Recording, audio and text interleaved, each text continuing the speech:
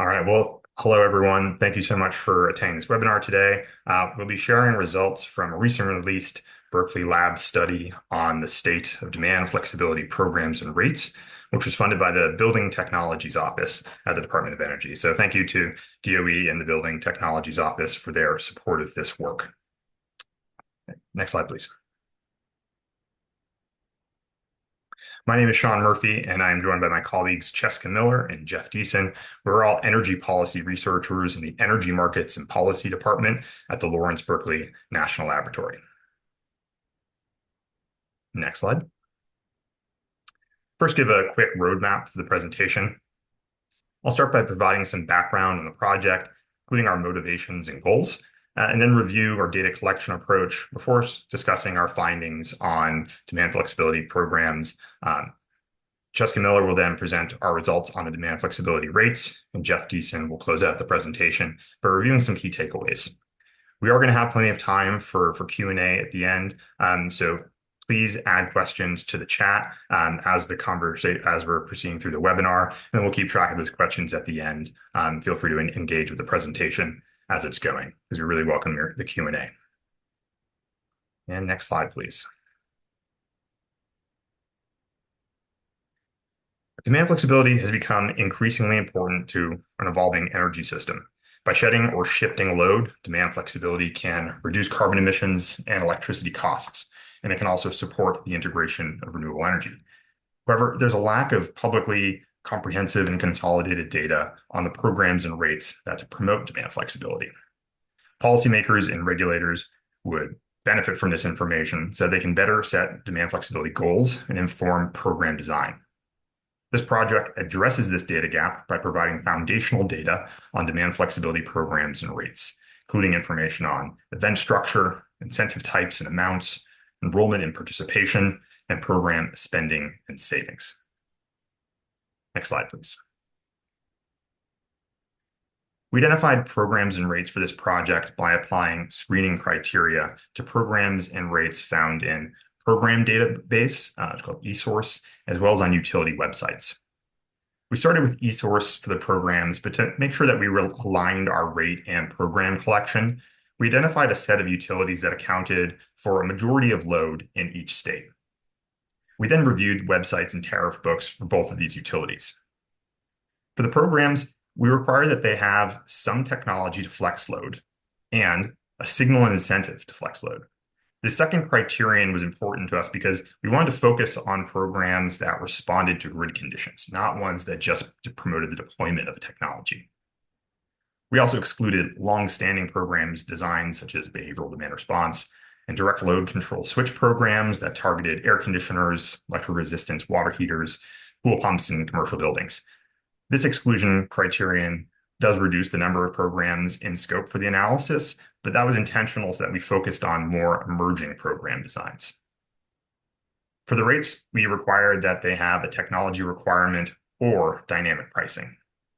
We excluded rates that were always on time of use rates so that we focused on rates that were encouraging a response to grid conditions. And also we excluded the rates for those direct load control switch programs to sort of align our rate and program collection. With these criteria, we identified 148 programs and 93 rates for collection. For programs, that collection meant reviewing utility websites, program manuals, and regulatory reports. The rates collection entailed reviewing the tariff books. Next slide. All right, I'll now share some of our findings on demand flexibility programs. So in this figure, we take a look at the sort of the breakdown of those 148 programs that I mentioned that we encountered in our collection. First off, these programs were pretty widespread, coming from 38 states as well as Washington, D.C. And importantly, 2 program types accounted for 84% of the programs that we collected data on. They were Wi-Fi thermostats and batteries. This figure shows the count of each of the program types in our collection. And as you see, the Wi-Fi thermostats in green are especially the majority of, and then we have a good deal of programs coming from battery storage as well. The remaining 16% of the programs were a mix of thermal storage, building automation, heat pump for space heating, heat pump water heater, and then one clothes dryer focused program. Due to the prevalence of the thermostat and battery programs, many of our results are going to focus on these two program designs. Next slide, please. So in this figure, we show the count of demand flexibility programs by the months in which they operate, with each color representing a different demand flexibility program type. These color conventions are going to hold throughout much of the presentation. So again, we have Wi-Fi thermostats in green and the battery storage in orange. I'll note that these are the months in which an event could occur. They are not the counts in which the events did occur. In general, we didn't find much data on exactly when events did occur, but we did find for many of these programs sort of the program rules on when their events could occur. So overall, what we find is that the programs are largely operating in the summer being June through September. So 56 of 64 Wi-Fi thermostat programs, 18 of 22 battery programs operated only in the summer. And notably, 8 Wi-Fi thermostat programs also operated in the winter. And interestingly, 5 of those were in southern states that have high levels of electric space heating. Next slide, please. So next, we take a look at the hours in which events could occur. On the left side, we have a figure showing the hour windows for the events in the summer, or in the summer, and on the right hand, we have the event windows for programs that operate in the winter. The vertical axis here is the number of programs, and the horizontal axis is the hour of day. These are the hours in which events could occur. Again, we didn't have much data on the exact hours in which they occurred, so these are sort of the stated windows in which a demand flexibility event could occur. In the summer, on the left, we see that the programs are targeting afternoons and early evenings, the same time as cooling-driven peaks. In the winter, the hours are vary a bit more by technology. Most of the Wi-Fi thermostat programs are addressing morning peaks, which you see in green in those early hours on the left-hand side of that figure, which aligns with space heating peaks. The bulk of the other programs operating in the winter, however, are operating more in the afternoons. Overall, most programs are targeting cooling-driven peaks in summer afternoons. And interestingly, there are some Wi-Fi thermostat programs that operate somewhat late into the evening. Next slide, please.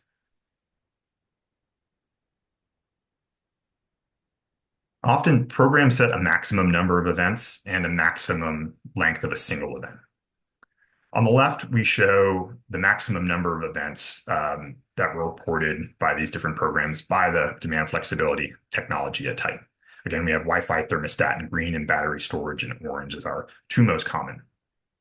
In general, the battery programs allow for more events than the thermostat programs. So you actually see there was one program that allowed for daily events. So that's the 365 maximum number of events per year, whereas the median maximum program length for the Wi-Fi thermostats was 15. We think this difference is likely due to the trade-off between event frequency and thermal comfort impacts that Wi-Fi thermostat programs would face, whereas with batteries, there isn't that trade-off with thermal comfort impacts in event frequency. On the right, we show the maximum length of event in hours. The vertical axis here is the count of programs, and the horizontal axis is the maximum event length in hours. The median thermostat program maximum event length is slightly longer at 4 hours than the median battery program at 3 hours. Overall, we ended up finding very little data on the actual number of events that these programs had. And next slide, please. Demand flexibility programs may have rules on how far ahead of time the program will notify a participant about an upcoming event. Most of the programs that we reviewed actually didn't report how far ahead of time that a participant receives a notification. I will note here, as I mentioned earlier, we were getting a lot of this data from program documents that were linked on the utility website. So these are sort of the program manuals that they make available to potential participants. So we think that there's possibly more information about these programs that's just not always easily accessible for the public. So for those programs that did report data on the event notification windows, about 20% of the programs in total, we show the breakdown of the notification windows by 3 categories. First is whether it was a day ahead notification, green, a day of notification in orange, or whether it permitted either day ahead or day of notices, would be in that blue. What we find is that the Wi-Fi thermostat programs are more likely to provide day of notifications than day ahead notifications for other program types. In contrast, all of the thermal storage and all but one of the battery storage programs have day ahead notifications. This may reflect the time constraint posed by storing electrical thermal energy. So, for example, if a battery optimizes for an event, it may change its rate of charge relative to a non-event day. So they would therefore benefit from having that day ahead notification. Next slide, please. Across the programs, we collected data on the structure and levels of incentives offered. We identified three categories of incentives. First are upfront incentives that drive the adoption of technologies and enrollment. An example here would be dollars per kW of installed battery capacity. Retention incentives encourage continued enrollment. An example here would be $1 per thermostat enrolled per year. So long as you stayed enrolled in the program, you continue to receive an incentive. And last, we have performance incentives that promote energy and demand reductions. So these are incentives tied to the outcomes of performance, such as dollar per average kW reduction of a battery across multiple demand flexibility events. The figure on the right here shows the types of incentives by technology. In some cases, programs had multiple different types of incentives being offered. Wi-Fi thermostat programs, for example, generally have both upfront and retention incentives, which was represented in that bright green bar on the left. This suggests a strategy towards driving and maintaining high levels of enrollment. Battery programs, in contrast, are much more mixed in their incentive structures and are more likely to have a performance component than Wi-Fi thermostat programs. We also see that the retention incentives are less common in those battery programs than the Wi-Fi thermostat programs. Next slide, please. So here we take a look at the distribution of thermostat upfront incentives, which is on the left, and retention incentives on the right. Due to there just being more Wi-Fi thermostat programs, we were able to go a little bit deeper into some of the data on their incentive structures. We weren't able to do so on some of the other program types. The vertical axis here is the count of programs, and the horizontal axis is the incentive amount in dollars. The colors indicate customer class, so I'll point out the green is residential, which is most common. The upfront incentives on the left are typically under $100 per device, and the retention incentives on the right are generally smaller and are typically less than or equal to $30 per year of enrollment. Next slide, please. So variation in the units of battery incentives made a comparison like the preceding slide a little bit more difficult. For example, upfront incentives for a battery program could be in terms of installed kW or kWh, and that same issue of multiple sort of unit structures affected the performance incentives as well. To facilitate a comparison, we calculated some illustrative incentives that sort of reflected the potential value that a participant could earn over the lifetime of the battery program. In order to do this, we did need to make a few sort of standard assumptions. So first, we used the reported incentive levels in units that the programs reported. And then we used standard battery sizes that were based on data from California's self-generation incentive program, so that we were able to relate what we think are typical installations of batteries to the incentive structures. And we also made a few simplifying assumptions about battery performance, including that the incentives cover the reported commitment periods, which could be 1, 5, or 10 years, and that batteries discharge at rated power in each event. The figure on the right shows these illustrative incentives for the programs that had sufficient data. We have the upfront incentives on the top left, retention incentives on the top right, performance incentives on the bottom left, and total incentives are in the bottom right. The vertical axis in each of these is the number of programs, and the horizontal is the incentive dollars. Overall, we find that incentive levels vary between and within customer classes.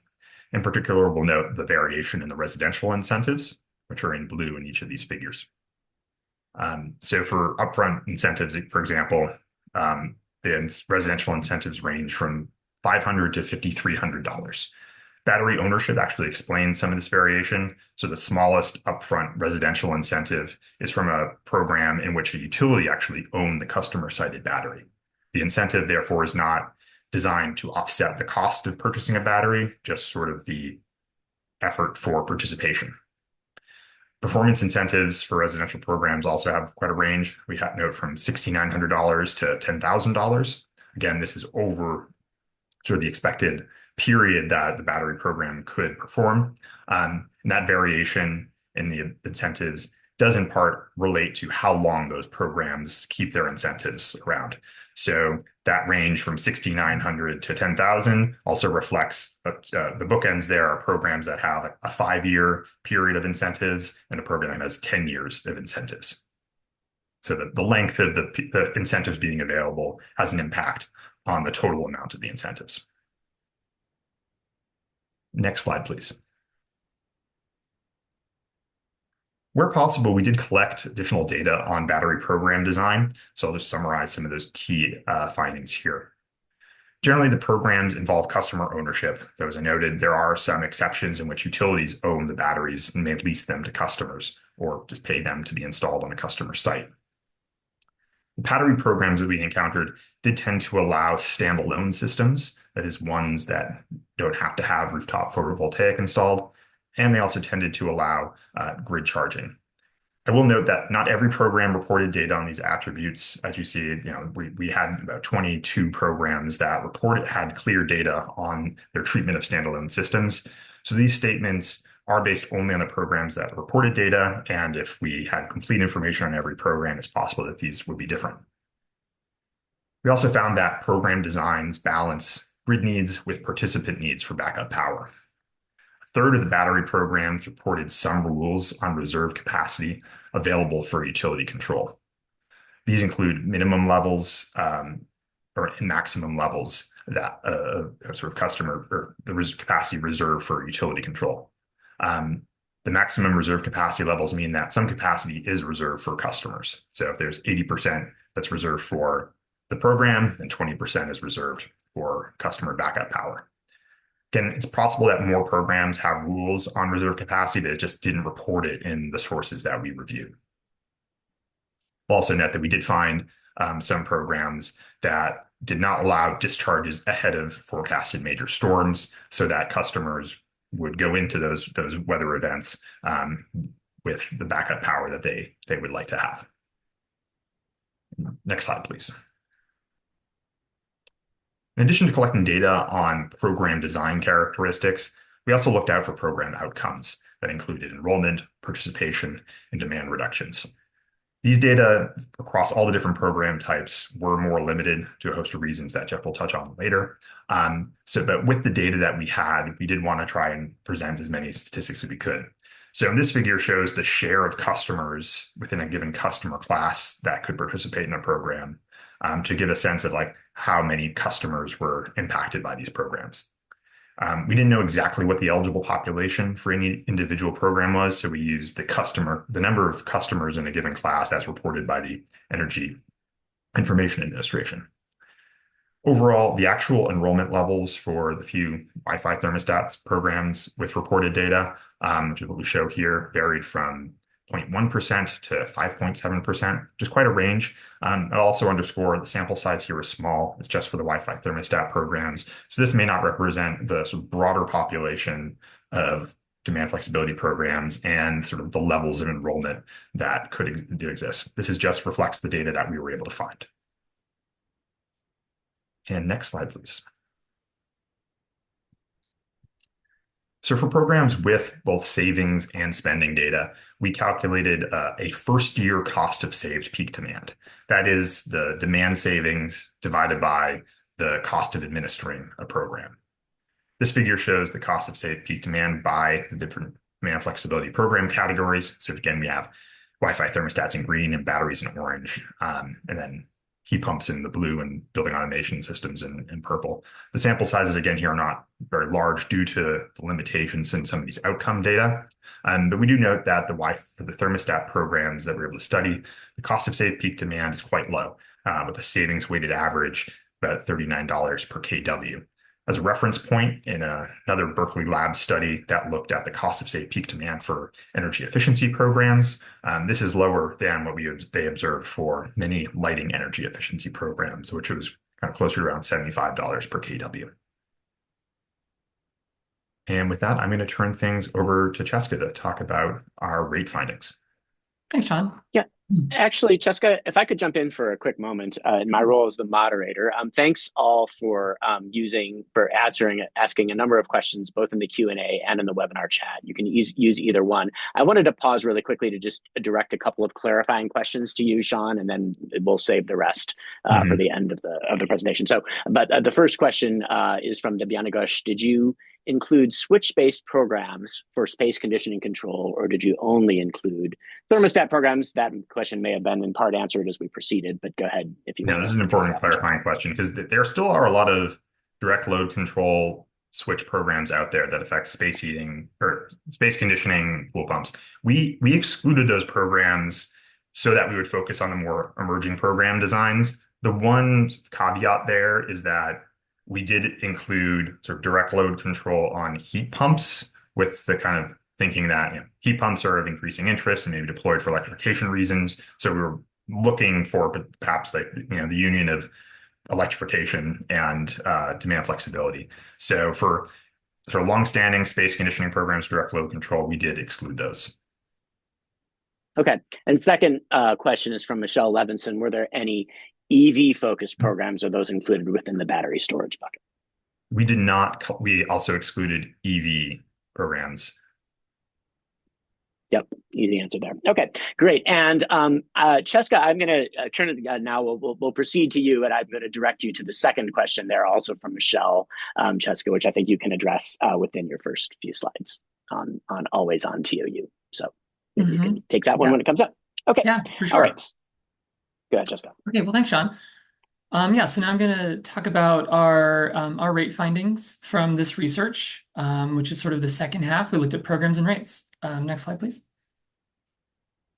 So just like the program collection, we looked at the same 100 utilities for collecting our dynamic or collecting our demand flexibility rates. And we collected any rates that met our demand flexibility eligibility criteria. And so the two criteria categories that we have are, the first category is the technology requirement. So the rate needs to have some demand flexibility, at least one demand flexibility technology, or some technology that enables demand flexibility. And then the other potential criteria was the rate needs to include some sort of dynamic rate component. And so I think what's important to hear and sort of addresses that question is that we don't include time of use rate components that don't have a dynamic component. So the way we define a dynamic rate is a rate that has some component to the rate that's not predefined, and specifically some rate component that is kind of influenced by grid conditions in some way. And so that sort of is why we don't collect always on time of use rates. But that doesn't mean that we exclude them. Rates that we include might have a time of use component, but they'll also have some other dynamic component. And kind of the other piece that we exclude is rates for direct load control switches, or kind of more broadly, we don't include rates that are commonplace or well-studied or not primarily intended to procure demand flexibility. And so sort of from this collection, we collected 93 rates in total that we'll be talking about. Next slide, please. And so for those 93 demand flexibility rates, we found those in 26 different states that had at least one demand flexibility rate. And so you can see on the right this map that shows a total count of our demand flexibility rates identified. And you can see here we have the most in California. And I think what's important to note here is that this map is showing the number of rates we collected, not the number of utilities that had rates. And so We collected rates that were residential, commercial, and industrial. We also include pilot rates, and we include both rates that are classified as rates or riders from utilities.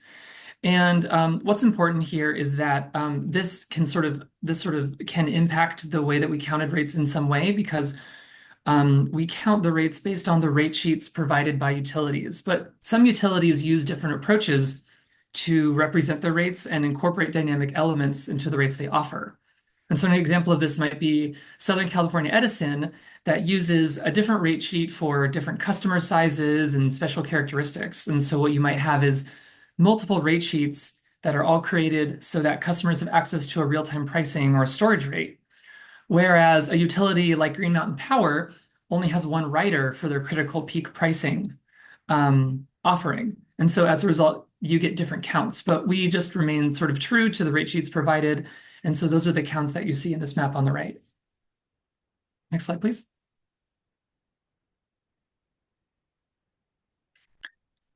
And so kind of before we jump into this, I'll get into the technology requirements a little bit later, but I just wanted to define kind of these four different dynamic rate components that we collected. And so we have critical peak pricing. And so that's a rate that has an event period. So very similar to kind of what Sean was talking about a little bit, where during a critical event period, the rate is increased by the utility. We also have a critical peak rebate rate. And so the retail price of electricity in this case is predetermined, but during event periods, customers can receive payments for reducing their electricity during those periods. We have a variable peak price where the retail price of electricity varies every day during the predetermined time period and season. And I'll talk about that a little bit more later. And then finally, we have real-time pricing where the retail price of electricity is determined directly by electricity wholesale market prices. And that tends to be on an hourly basis. Next slide, please. And so most of the demand flexibility rates that we collected are dynamic rates. And you can see here that we have 69 dynamic rates and 27 technology rates. And so like I said in the last slide, those dynamic rates are split into four different categories that we showed before, whereas we just show sort of one block of technology rates here. But those technology rates, we identified 9 different technology categories that we included, and I'll talk about those a little bit later. What I want to note here about the dynamic rates is that for these 4 different categories, we found rates that had no overlap between different dynamic rates. So they only had one of these 4 categories. And sort of more broadly, we only found 3 rates that actually had both a dynamic and a technology component. And so that would be something along the lines of a rate that has a critical peak pricing element, but also requires the customer to have both electric, space, and water heating in order to be eligible. And then finally, 36 of the rates are available to small and medium customers, and 2 of the rates are exclusive to industrial customers. So you kind of have a sense of sort of the scope of what sort of customer classes you're seeing in these results. Next slide, please. And so I'm going to be going into kind of in detail first, sort of what the rate event timing looks like. And so what you can see here on the left and the right is when these rates are actually applicable to customers. And so we have different months and we have different times of the day. And so you can see the CPP in green, the VPP in orange, and the CPR in purple. And so generally the story here is that similar to programs, dynamic rates events target cooling-driven peaks in the summer afternoons, as well as the early evenings. But sort of there are a few exceptions to that. So one is you can see on the timing side is that there's one CPP rate that has a bit of a broader timing, so very early in the morning to very late at night. And then what you see on the left is that there's only one CPP, one VPP, and one CPR rate that are available throughout the entire year. So basically, most of these rates are targeting the summer, but some of these rates are also available in the winter. But I think something that I think is important to note here is that for the one CPP rate we found, while it's applicable to summer afternoons, during the winter, it applies to the early morning. And then for the CPR rate, we found Once again, it's only applicable in the summer in the afternoon, but in the winter, the window's in the evening. And so while they are available in summer and winter for these utilities, the timing is a little bit different depending on the season. Next slide, please. Thanks. And so in addition to timing, we also looked at how long and how many times these events are available. And so sort of similar to programs, these CPP events have a maximum amount of times they can be called during the year. And there's a maximum window of how long they'll apply to the customer. And so we find that these CPP rates are pretty similar to the Wi-Fi thermostat programs in that they both have a median max event count of 15, and then their max event length is 5 hours, whereas the Wi-Fi thermostat program is 4 hours. So they're very similar in sort of that nature. And I think that that's alignment is not very surprising, given that similar to Wi-Fi thermostat programs, these CPP events, which mostly occur in the summer, are targeting cooling-driven peaks. I think something else that was interesting in our findings is that in terms of the hours, except for 2 CPP events, every single event, the timing is fixed. So the length of the event is the same every single time. And there are only 2 utilities we found that actually, when they notify their customers, specify how long the length will be. And I think the last thing I just wanted to say is that something else we found that was interesting is that while every single program didn't specifically state when customers were notified, every single CPP event we found was very specific that customers were notified the day ahead that they were going to have some sort of event. So they were very explicit about when that notification happened. Next slide, please. And so finally, for CPP prices, we looked at the comparison between the price without an event and then the price when an event occurs. And so on the left, you can see the figure that shows just what the price itself is. And you can see that's a pretty wide range. It ranges from 10 cents all the way up to $1.44. So that's a pretty wide range, up to a 14 times difference. And then on the right, what we did is we also compared that the rate during a non-event in comparison to the rate during the event. And so on the right, we're showing that price ratio. And you can see that the price ratio is an even bigger range that ranges from a 2-to-1 ratio all the way up to a 180-to-1 ratio, where you can see that for the residential customers, kind of the range of that ratio is a bit smaller, but for commercial customers, it can get really big. And so the ratio that you're seeing for this 180-to-1 ratio, we're seeing that for 5 different rates offered. And so those were offered by 2 different utilities. And so what's important to note there is that those rates also include a demand charge. And so what that tends to do is that lowers the volumetric rate. And so as a result, you have a very low volumetric rate, but then you have a high CPP rate. And so that just really drives up that ratio. Next slide. And so we also spent some time looking at our VPP rates and what's going on there. And kind of something that's different here is that VPP rates have flexible prices, but more static timing. And so what I mean by that is a CPP rate, we looked at the amount of events called. And if you only have 15 events in a given year, that means that there are only 15 days where the CPP price is applied to the customer. But a VPP rate is applied every day where the VPP rate is relevant, so whatever season it's relevant in. And generally the way that works is that for every single day, the rate will change depending on a market signal. And so generally the VPP rate occurs during the peak period.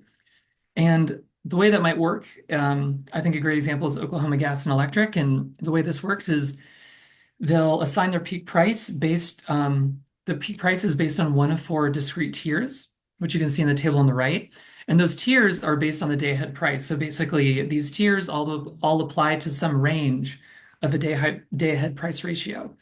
And you can see when you look at these prices that, you have your low and your standard prices, and then you have your high and your critical peak price, as they call it, that are much higher. But generally these all sort of just fall on the same scale where, they're kind of directly affected by the day ahead price. And so they change on a daily basis. Next slide, please. And then the final dynamic rate component that we looked at was real-time price rates. And these are directly tied to wholesale market conditions. And so they don't have events and they don't have defined pricing structures, but they are sort of the most sensitive to the wholesale market because they're determined based on day-ahead wholesale prices directly. And so generally the way these work, sort of to CPP and VPP, is that the customer will be provided with their hourly prices on the prior day. And so every single day, the customer will have a different 24-hour interval price that they that is based on the day-ahead price conditions.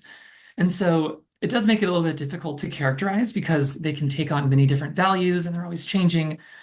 But we sort of here just at least wanted to show sort of where we're finding those real-time price rates happening. And so you can see here on the right which states at least have one real-time price offering.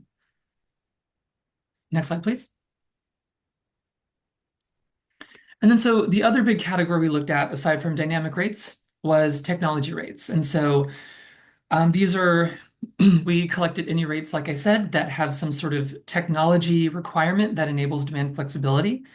And so you can see sort of the categories that we define in this figure on the right, and you can see sort of which rates have at least, or which rates allow these different technologies. And so what you can see here is that the technology rates are largely driven by storage, where 13 of the 27 technology rates that we collected are exclusive to batteries only. And then in addition to that, there were other rates that might include batteries, but maybe they also include thermal storage, or they include lots of different technologies. And so that was a really big driver for sort of the technology rates that we're seeing emerging. And sort of more generally, when we look at these different technology rates, we found 5 different key categories that sort of define the nature of these technology rates. And so a really big category that we found is that the technology only needs to be present with no additional requirements. So as long as the technology is installed in the building, the customer can have this rate. The second sort of category is that there's some operating requirement, but no sort of external control, meaning that the customer is obligated to only operate their technology during an off-peak period, but that's sort of the customer's responsibility. The third category is that the technology must provide some type of service. So kind of the example we saw the most from that is that the battery needs to provide some sort of grid services, such as reactive power voltage support or frequency response. And then the other 2 categories are sort of separate from these other kind of storage-centric categories, where one being thermostat-specific programs, or sorry, thermostat-specific rates, where the utility can only control the customer's thermostat, and so they can adjust the temperature. And then finally, the sort of whole home building management sort of rate, where the utility can cycle multiple devices that are connected to a single load management system. And so they can sort of use that to have a lot more control over sort of, the load profile of the building. Thanks, Sean. So now I'm going to pass it over to Jeff, who's going to help us wrap up. All right. Thanks, Jessica.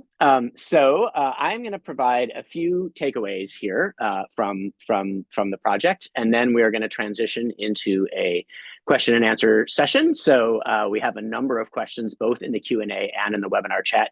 Feel free to use either one, and I will get to those in just a few minutes. But to begin, so here's a few. This is a pretty widely varying space that we investigated here, and so a lot of variation, but certain patterns that we thought were worth highlighting across both the program and the rate space. First, demand flexibility programs and rates are available in most states. That's a pretty loose statement, and I'm going to make sure to clarify what we mean by that. We found both programs in our method, and in looking at the utilities and the programs and rates that we reviewed, we did find both programs and rates were available in a majority of the states that we looked at. But as a reminder, this goes back to our context setting at the very beginning, we generally only reviewed the largest handful of utilities in each state. We did not have the capacity to review every single utilities program and rate offerings in this project. In fact, the collection that we did do was quite time intensive. And so our results absolutely represent a lower bound and what's available. I very likely one or two of you are sitting there in the webinar right now thinking, oh, there's a rate in my state and it's not reflected on this map. Well, perhaps it is at a smaller utility that we did not review. There are surely many more programs and rates in total that are available. Next point, that the Wi-Fi thermostat and battery programs are by far the most common programs in our data set. Again, that's based on the restrictions that we set up in terms of what programs we were collecting at the beginning. And really, as Sean pointed out, these were the two programs that had sufficient sample size to dig into in more detail in the results. But there were a smattering of other program types, including those targeting thermal storage or building automation systems. And some of those rates programs may become more common moving forward. Or may not. Most demand flexibility rates that we gathered, as Cheska mentioned, are dynamic rates that vary prices based on grid conditions. And critical peak pricing rates were the most common of those dynamic rate types. Importantly, both demand flexibility programs and rates generally target summer afternoons and early evenings in our data. And so these are really, aiming at summer peak, largely space conditioning, perhaps some other end uses as well that are driving those peaks. This targeting is appropriate to address peak demand in most places today, but that may change as the shape of electricity demand changes due to, for example, increasing penetration of renewables or end-use electrification. And so we may be looking at an increasing number of winter peaks. We may be looking at more morning peaks. We may be looking at evening ramping as solar PV production drops off as an important need for these programs or rates to address. And so the programs and rates will need to evolve to address the changes in demand that we may see over the next number of years. And final point on the programs, the incentive structures really varied by demand flexibility program type. We saw a lot of enrollment and retention incentives in the case of the Wi-Fi thermostats, kind of suggesting that broadening participation is the main goal of those programs. Whereas on the battery programs, we saw many more performance incentives, revealing a greater emphasis on encouraging specific responses during the events and shaping the response to the event. So now I'm going to talk about what we didn't tell you. We were at the beginning of this project, we were hoping to be a lot more outcome focused with the data that we collected. But data on program outcomes was pretty sparse for the programs and rate types. So, as you can see here, out of the programs on our data set, only a fairly small subset had data on enrollment, data on participation, data on reported demand reductions, data on program spending. So we were pretty light on the outcome data. We were even lighter on the rate side. We say here that we found no data on enrollment or demand reductions in demand flexibility rates. That's not quite true, but the enrollment data that we found weren't terribly reliable. And certainly there is there's very little reporting on energy outcomes as a result of rates other than one-off studies of the rates, of certain rates, many of which are pretty old at this point. And so that lack of data is due to a number of reasons. We didn't find reported, for programs, we didn't find reported data. We didn't find every single DSM report. It's possible we missed data. Also, there's lags in reporting. And so some of these programs are on the newer end and typically aren't evaluated until a few years after they begin. And so outcomes weren't available. We also had many situations where outcomes of what we would consider to be a demand flexibility program were aggregated up with other elements of programs such that you couldn't tease out specifically the impact of the demand flexibility portion of a larger program offering, and therefore we weren't able to pull that out. An example here could be a Wi-Fi thermostat program that was also accompanied by a behavioral demand response program, and we weren't able to separate the impacts of those two programs. And then finally, on the rates, we simply don't have a routine practice of evaluating the energy outcomes of rates. This is pretty different from programs, right? But generally, there are no utility expenditures that need justifying in the case of a rate. We're just changing the way we're charging our customers. But as a result, we have other than one-off studies, very little sense of exactly how rates are impacting demand reductions, and we have actually pretty limited data on enrollment in rates as well, which I will address in the next slide. So here are a few ideas of ways forward where maybe we could have found potentially more information. First of all, some sort of harmonized reporting of outcome metrics to state utility regulators for all demand flexibility programs would certainly be helpful. There's a lot of this already, but here's the list of outcomes that we generally looked for and actually didn't find. We didn't find these as often as we expected that we might. And so this is an opportunity for state regulators to really require this type of reporting on these programs, or perhaps again separate the impacts of these programs from broader these elements of programs from broader program offerings. Second point, and this is in part responsive to a question that we got in the chat. So we did use Energy Information Administration Form 861 as one of our data sources.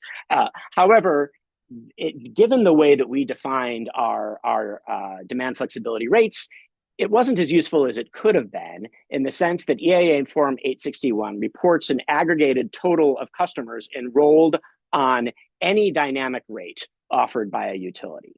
So we don't know how many utility customers, if the utility offers more than one type of dynamic rate, we don't know how many are enrolled in each of those. And especially important for this particular project, dynamic rates for EIA Form 861 include what we've referred to as always-on time of use rates, which are a schedule that is predefined for the day that does not change based on the grid conditions, and that's the type of rate that we excluded in this study. And that's actually the most common type of dynamic rate in the EIA Form 861 data. So we weren't easily able to use that to report enrollment. Rather, we were more able to just use it as a check on utilities and whether we had found appropriate rates at those utilities. And then finally, again, we don't report the peak demand impacts of dynamic rate designs as a standard practice, and certainly some sort of requirement to report on those dynamic rate designs would be very helpful in generating additional information. So with that, we will close the portion of this that is us talking to you and let you try to respond to your questions. And there are, again, a number in the chat, at both the chat and the Q&A. So I'm going to start with a couple of these, and I'm going to direct these to my colleagues first. And so the first question I'm going to start with is Rodney Sobin's question, and this is for Sean. So in HVAC programs, did you distinguish between programs that pre-cool prior to expected events, or that purely curtail during events?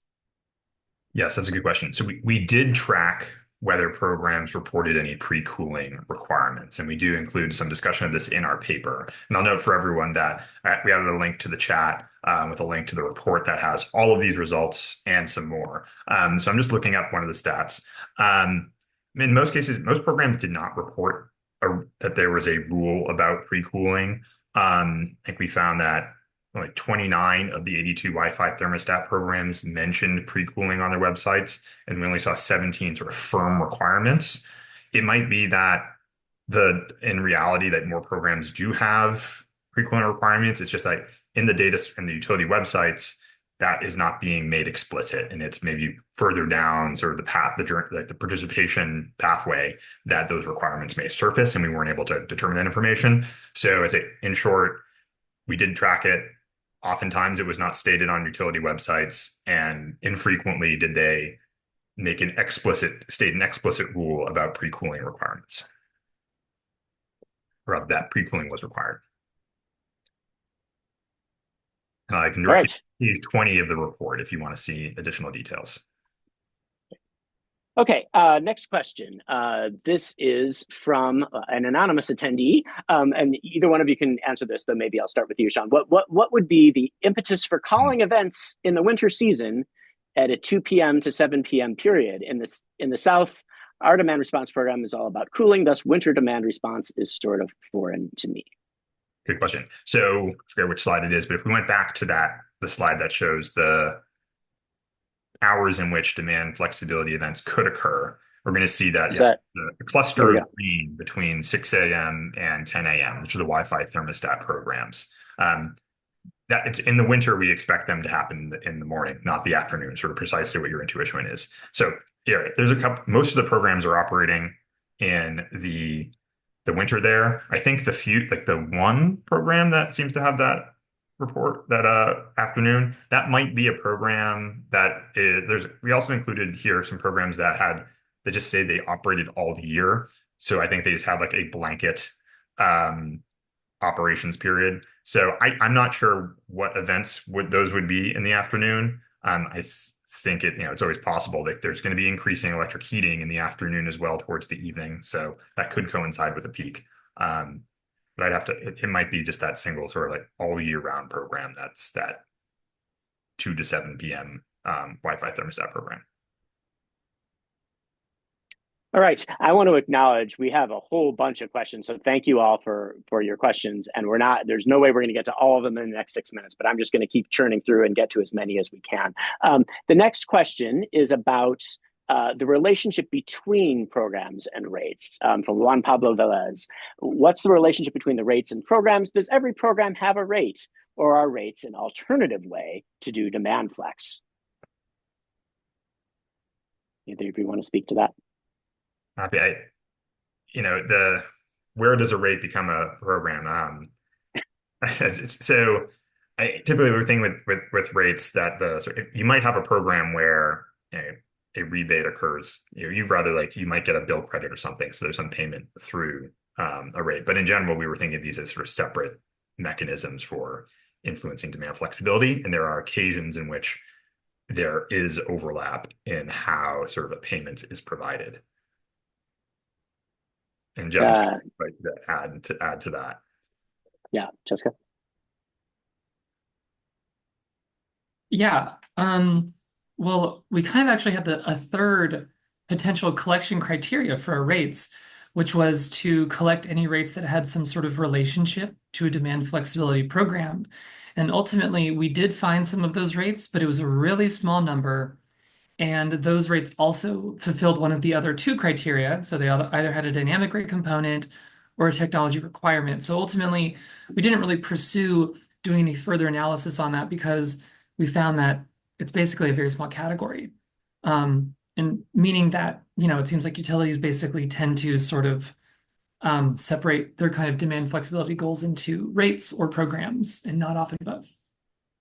And one thing I'll just close with is, I kind of thought these were two, pretty distinct categories when we started this project. And in many cases there are, but we also observe, for example, something like, a critical peak rebate could be implemented through a rate sheet, or it could be implemented as a utility program. And it could look, more or less, the impact on the customer would be more or less the same. But so I have come to see these as more alternatives to each other than as I think that we observe more of that than we observe them operating in a lot of union, I think. Mm-hmm. Yeah, that's a very good point. I mean, within this collection, we sort of respected how utilities defined these rates or programs, but we definitely saw rates that looked like programs in many cases, but just, existed as a rate rather than a program, like Jeff said. I think that also definitely applies for a lot of these battery rates that have grid service requirements or something like that, which could easily exist as a program instead of a rate. Okay, the next question I'm gonna direct this to myself, although the two of you are welcome to weigh in. This is from Veronica Rabel. Apparently you plan to collect peak demand savings only. Why is that? The objective of the program may have been to shift the load. So to be clear, we for this project would be happy to collect any kind of outcome data that are presented, and peak demand is more or less what we found. That said, I agree with the premise of the question that historically the main purpose of a lot of demand response or demand flexibility programs has been to address peak load. But again, as we noted, we've got a shifting landscape here, and we may indeed want programs to do things that are not directly about reducing peak demand, but are more about reshaping load at other times of day. And so I do think that this is a question of, how can we define metrics that are still pretty standardized, but that will also reflect, a broader reshaping of load and not solely reductions in peak demand. So I think that's a need going forward. All right. There was a question on incentives versus enrollment.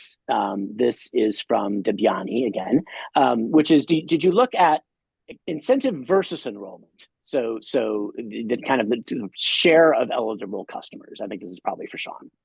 Yeah, this is exactly the type of question we were sort of setting out to answer and hoping that we'd be able to have the data to speak to. And the unfortunate answer is that we didn't have enough enrollment data to really relate that to incentive designs. So the consequence of not having enough data on these outcomes, it's hard to understand the relationships between program design and sort of demand reductions, enrollment, and participation. So additional data would be necessary to actually answer that question. Okay.